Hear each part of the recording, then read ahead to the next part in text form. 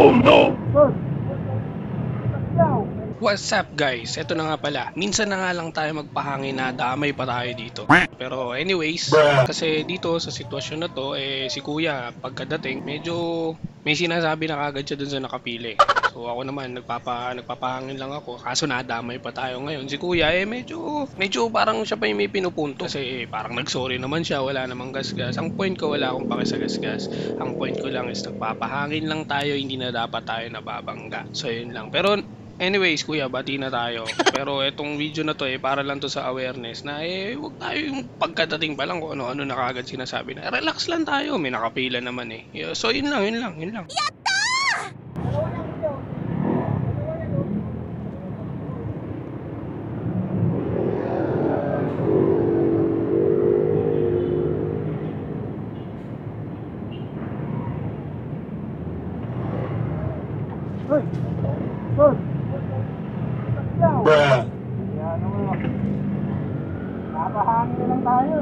Oh my god, are you okay?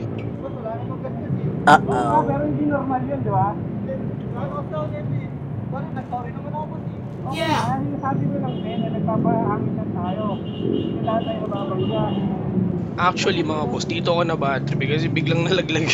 Nalaglag tuloy yung yung takip nung, alam mo yun, nung pito sa kanal dadamputin ko tuloy. Nadamay pa ako sa kalokohan nyo. O di puro kanal tuloy yung kamay ko, titiisin ko na lang, wala baka kung ano pa mangyari dito, baka madamay pa ako sa mga bangayan nyo nung nakapila.